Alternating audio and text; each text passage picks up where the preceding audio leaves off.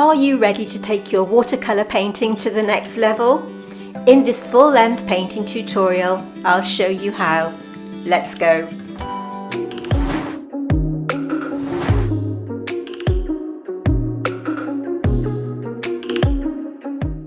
Okay, so today we are going to be painting this gift bow, and it's really shiny and it's all about creating the illusion of shine, and I promise you it's easier than you think. Today I'm using paints from Zen Art supplies. These are the Sereno kit and they contain these beautiful watercolors and two little brushes here, as you can see, a flat synthetic brush and also a brush that you can fill with water, so that's really useful if you are out and about.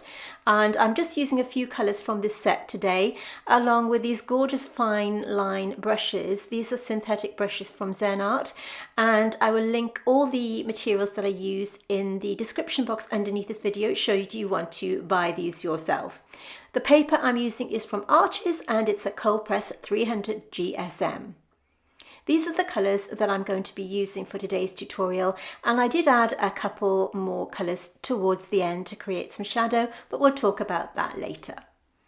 So to begin with, I'm going to be just mixing a few puddles of the first wash for the bow, and I'm going to show you this bow in easy to follow steps. So if you're a bit worried and thinking it's a little bit daunting, don't be. I'm going to be with you every step of the way.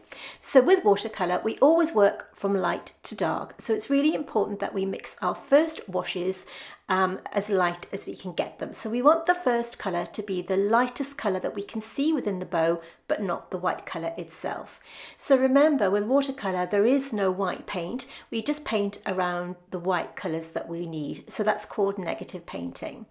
So as you can see, for my first wash, I'm mixing permanent red with a tiny bit of orange, and I'm just working around the very, very pale highlights that I've penciled in on the drawing here. Now at the start of this tutorial, you might have seen a little graphic flash up there that we have a free traceable line drawing and a reference photograph to accompany this tutorial, and you'll find them over on our Facebook group that you'll need to join up, and I'll link I'll put the link to the Facebook group underneath this video. I highly recommend that you join us over there because we have all the reference photographs and line drawings to the tutorials here on YouTube, and you can post your finished paintings there as well. I'll link it in the description box below. So all I'm doing here is mixing a watery mix of the permanent red along with the orange, and I'm taking it all over this little bow apart from the very strong highlights, as you can see. I'm using a number 2 size round brush here and just applying it, as you can see here, just avoiding those highlights. I'm tending to work section by section just because it's generally good practice and it means you can control where you're putting the paint. There's quite a strong highlight here on the left of that section which I'm leaving free. So it really is quite simply just creating that first wash without any trouble at all.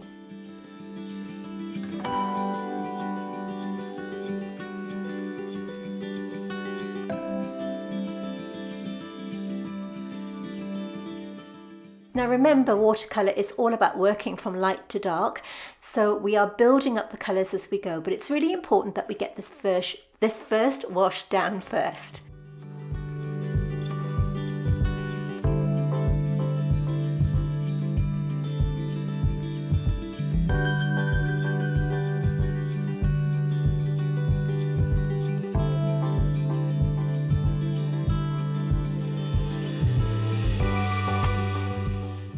So if you are new to watercolour painting, I highly recommend that you watch this video all the way through so that you can see me work through that tricky stage.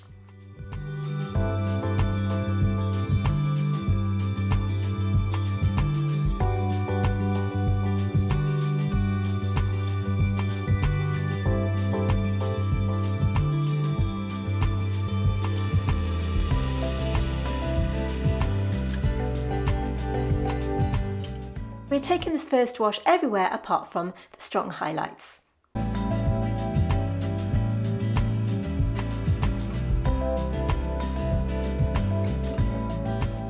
See how I'm using the brush here to blend the paint into the paper.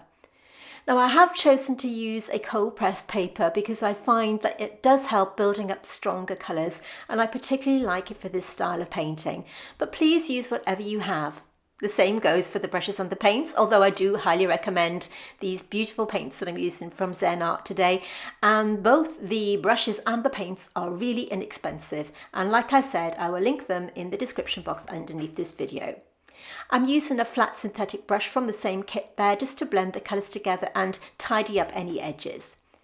So now that everything's dry, I'm mixing the same two colours on my palette. So we have permanent red and orange, and you can see me applying it over the first wash, but still leaving some gaps so that we can see that first wash come through.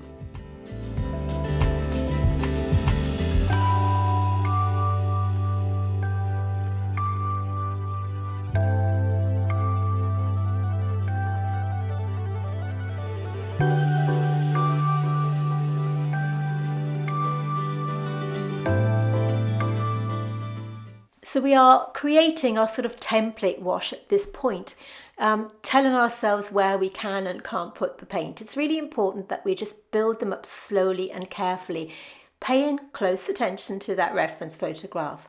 So the same two colours, but of course in a slightly thicker consistency here, and leaving some gaps where we put that first wash in place. It really is just about creating illusion with watercolour so that we can see that really glossy shine that will impress everybody.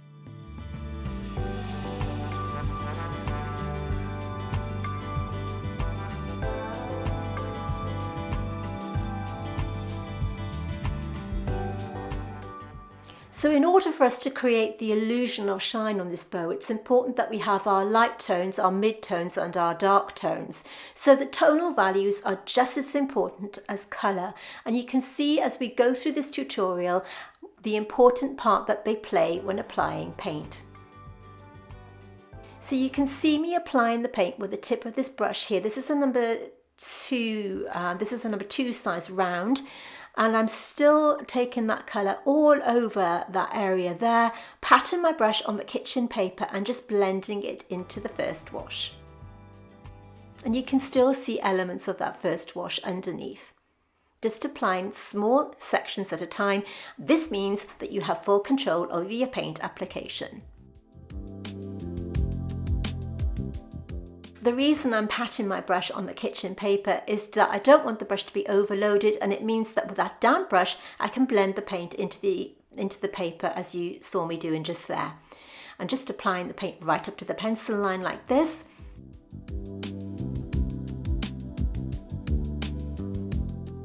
But not taking it right the way to the edge.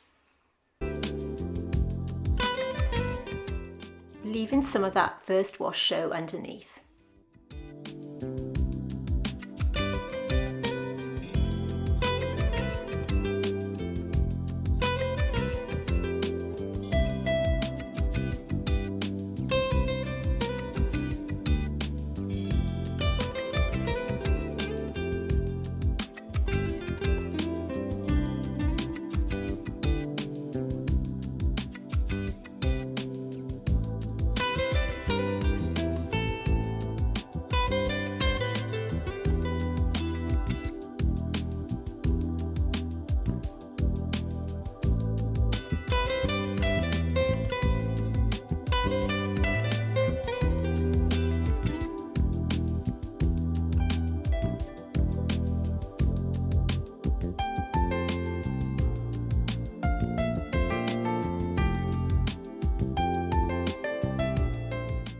So this is a mixture of orange and red with slightly more of the orange tone.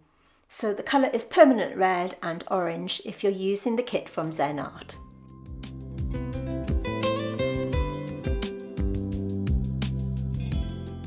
So taking it right up to the pencil line there, cleaning my brush in the water and just patting it dry on the kitchen paper before blending it into that highlight. And the same on the other parts of the bow. Right up to that pencil line, picking up my pigment, making sure that you have the correct amount of pigment on the brush is really important. You don't want the paint to be too dry because it just won't merge, it won't blend, and also It just makes application really, really easy. Please make sure that all your areas are dry before adding any colour, because otherwise they will just merge into each other, which is why I'm leaving a little gap here.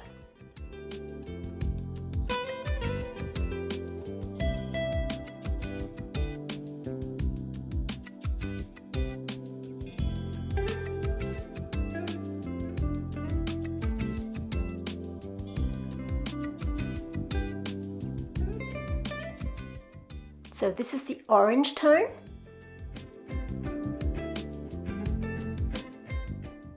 And slightly more of the red tone on the other side.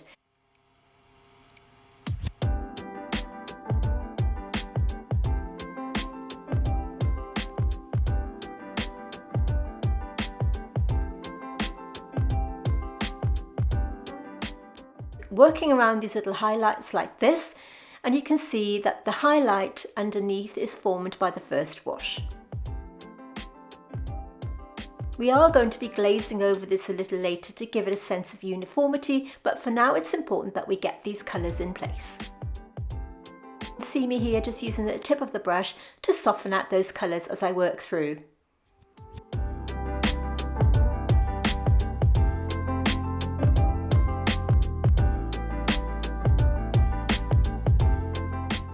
Because we're working in small areas at a time, it really does make this little piece quite easy to do. If we work in, I think the larger the area that you work with watercolour can make application a little more tricky, but we have full control here working in a small section at a time.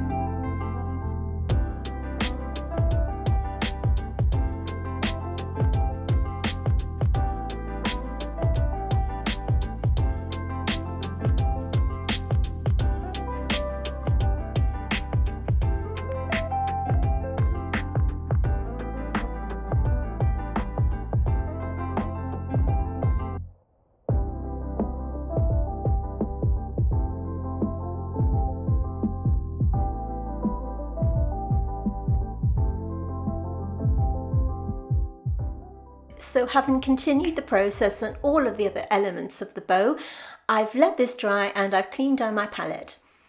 So I have here some coloured charts. This is the chart that's included in the little kit that you just paint out the swatches yourself, and this is one I made myself.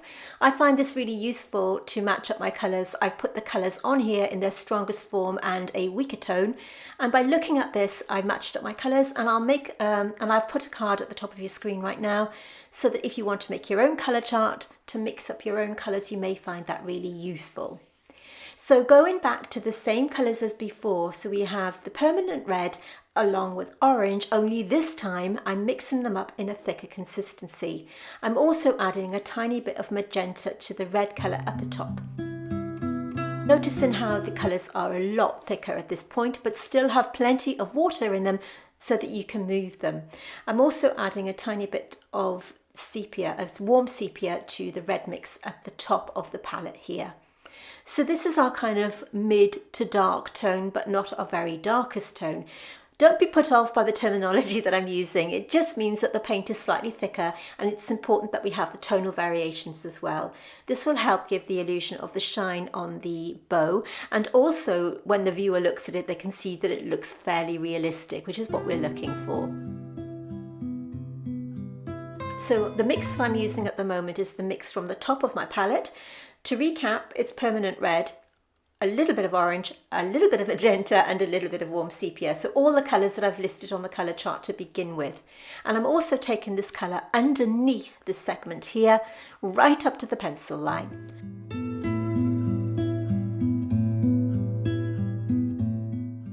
And I'm just applying this colour where I feel it is needed. We are going to be adjusting these colours as we work through, but it's just a case of getting these mid to dark tones in place.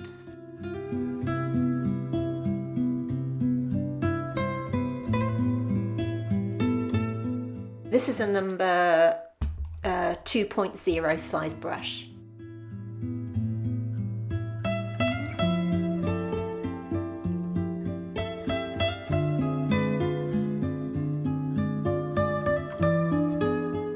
I have a separate puddle of permanent red on my palette here with a lot of water added, and I just felt that it needed it here and there just to glaze over some of the elements. So now I'm working on this section with the orange tone, and once again following the pattern that I did before, again just leaving out the element of, just leaving out some of the lighter colour underneath. So I'm not painting over everything, I'm just taking it here and there. So because colour and tone is relative, it isn't until we apply our darker colours that we can make the adjustments to the lighter ones and so on. So you'll see me working through this bit by bit, just adjusting the colours as I work through. You can see me here just using the tip of my number 5.0 brush just to blend those colours in once again.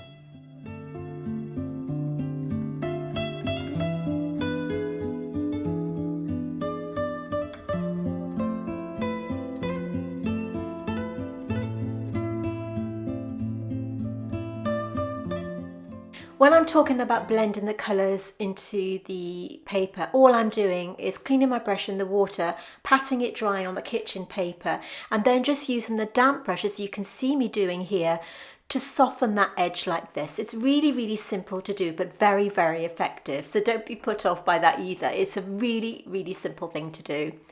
So once again, just dipping in between the colours on my palette here and applying them as I see necessary, looking at my reference photograph as I work through.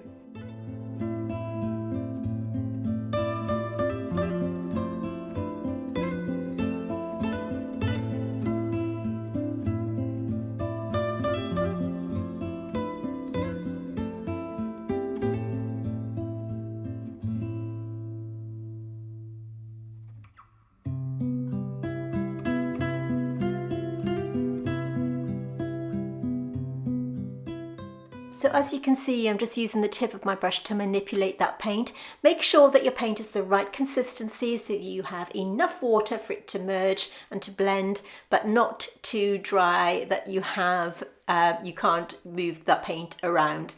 So applying this darker tone, this is the red tone with the brown, into the little corner here, and once again blending that through. Sort of a learn to paint as you paint approach.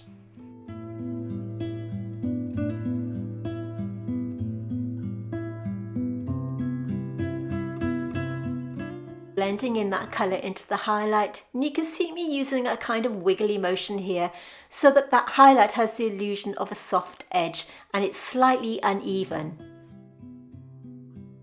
And the same on the other side.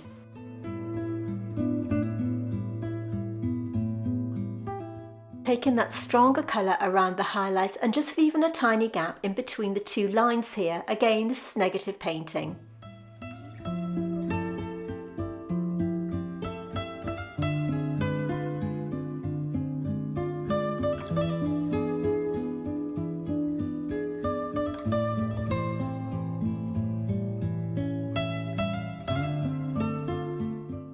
So already you can see that this painting has a kind of three-dimensional look just by putting in these different tonal values.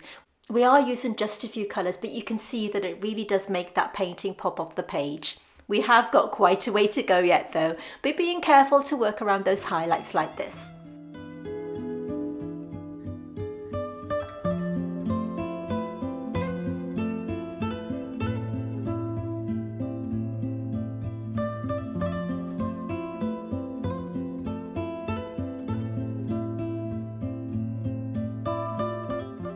So I'm picking up the watered down permanent red colour here and just applying that on the outside of this element here and taking it right up to that pencil line.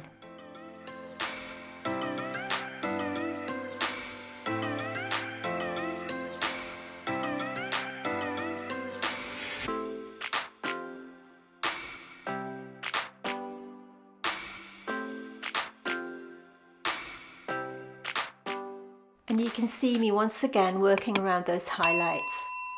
And if you are finding value from this video, please consider subscribing and hitting that bell notification. We release new content every single Tuesday, and if you don't want to miss us, then please consider subscribing.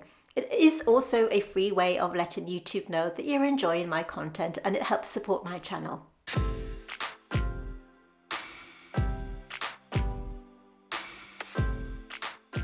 So this watered down red is now merged into the orange tone, but it doesn't matter. As I said, we're going to be building up these colours anyway, so I'm just working around the highlight, taking that softer tone into the highlight and wiggling the brush to take away that hard white edge. Just by using a sort of stippling motion by pulling that paint into the paper like this, and the same on the other side.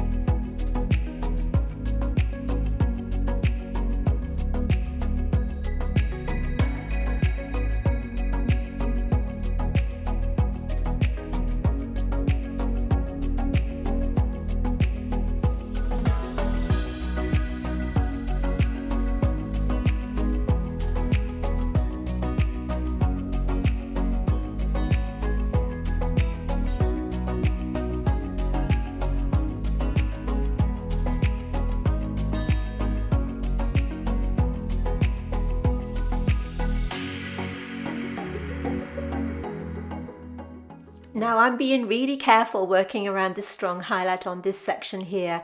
Notice how I've watered down some of the paint and I'm taking a really fine line in the centre there and working around the outside like this. It's really important that we retain the whiteness on some of our highlights at this point. Although they may need taking down a little bit later, it's important that for now we keep them in place so that we know where we are going with that paint. Just notice how I keep dipping in and out of the two colours mixed on my palette, and I'm not taking the paint everywhere within each section.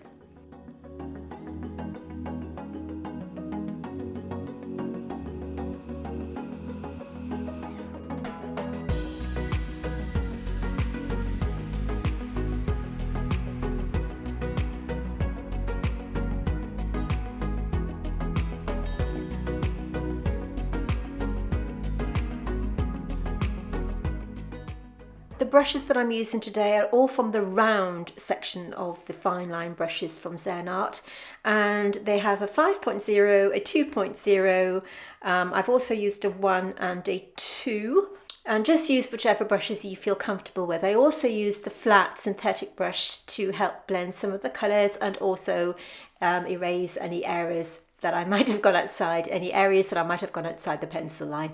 But they are really, really good brushes for full control of the paint. I absolutely love them. They are synthetic.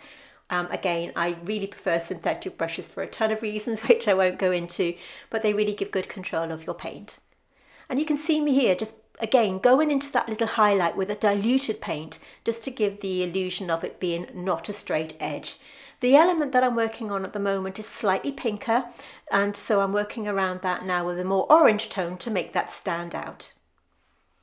You can see by adding the orange tone to the outside edge of that, it makes that pink colour really pop.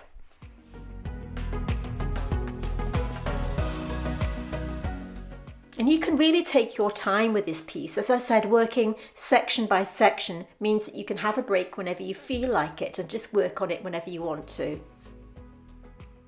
It's all about taking time with your painting and enjoying it. Far too much emphasis these days is on things having to be perfect. It's all about having fun, creating something that you can be proud of. Whatever level of painting, whatever your ability, just enjoy it and learn as you go. Here you can see me adding a really pale glaze or even just plain water with a soft touch with my brush here, gently blending those colours together. By using a really, really light touch, it takes away any hard edges and just gives the whole thing a bit of uniformity. But it's really important that you let everything dry before applying any further colours. So I will do this, stop for 5 minutes, make myself a cup of tea, and then we can go back to building up our colours a little bit later. But this is a really good way of merging those colours. So now that everything's dry, we're going back to these two darker colours to make our darkest tone, to really make this painting sing. So we are back to permanent red and a little bit of warm sepia. And we want this to be as thick as we can get it, but movable. We want it to be a really kind of gloopy consistency. So we have permanent red, warm sepia, and I'm also adding magenta. So we want this to be a kind of burgundy colour. Don't worry if it looks too strong at the moment. We are going to be blending it in later, but it's really important that we get these darker values in place. And using the same application method as before, this is with my number 2.0 brush. I'm applying it onto the paint, and as always, with a damp brush, blending it into the existing wash.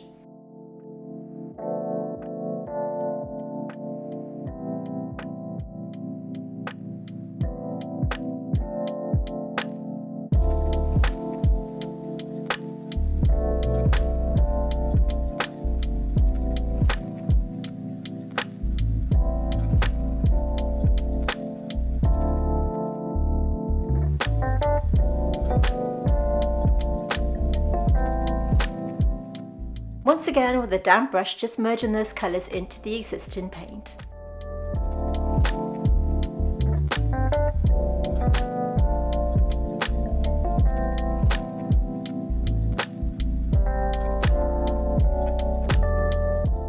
Carefully working around that highlight.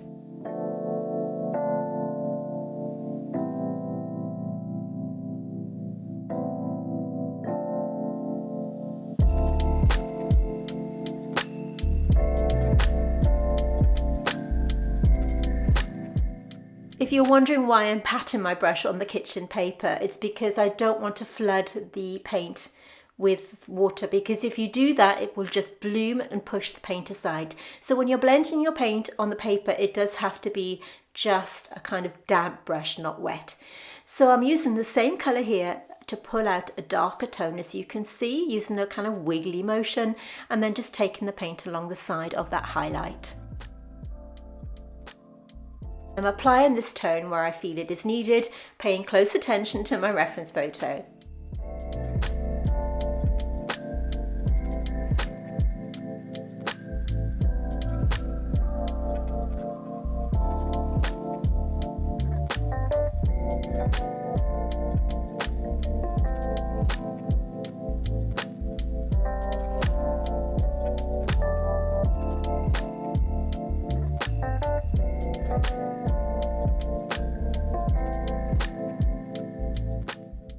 I ought to mention that we are on Instagram, if that's your thing. We are at the Wonders of Watercolor, so do consider joining us or following us on Instagram, where we have behind the scenes content and also usually a sneak preview of upcoming tutorials here on YouTube. So we are at the Wonders of Watercolor, and I will link it in the description box underneath this video.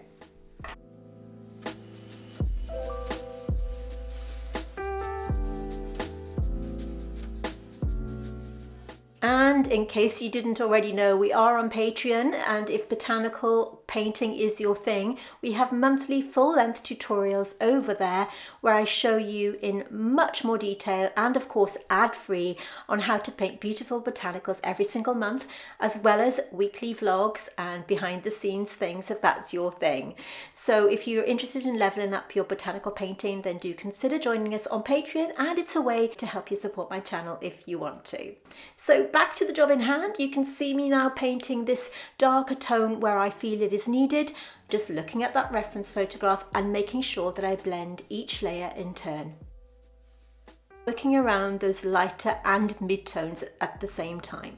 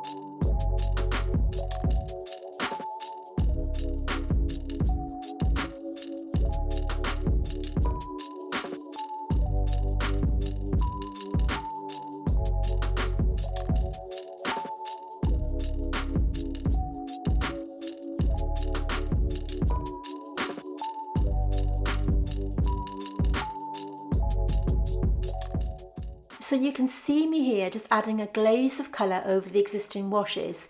Now, because all the colours are dry and because we have been working in thinner layers, this will still allow the underlying colours to show through, as you can see.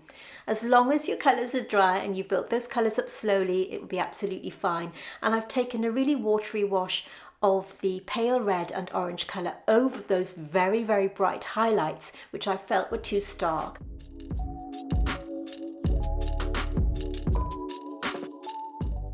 As long as your wash is really watery, your paint mix is very watery, you can still paint over that highlight. You don't want them to look white, you just want them to look really, really natural. So by applying a really pale glaze of colour over that highlight, it makes it look really, really natural, as you can see.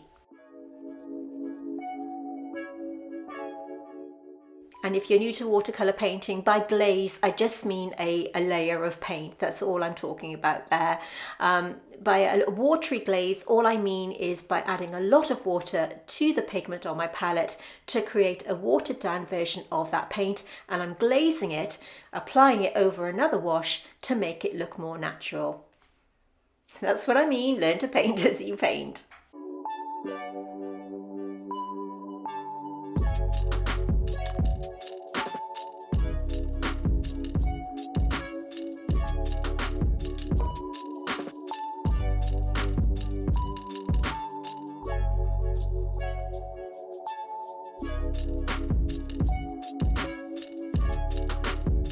I'm just adding a tiny bit more of the red tone.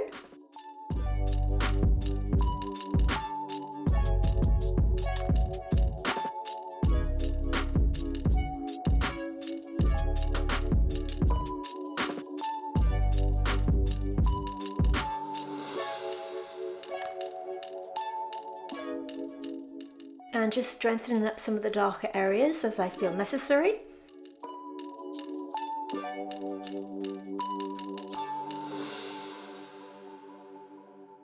Making sure that it's completely dry before I build up some of those darker areas again with my number 2.0 brush.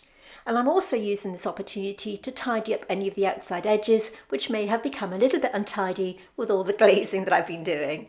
So this is a really good chance to tighten up any edges like this. And this will make that piece really pop off the page because you have that really bright red tone against that really creamy colour of the paper.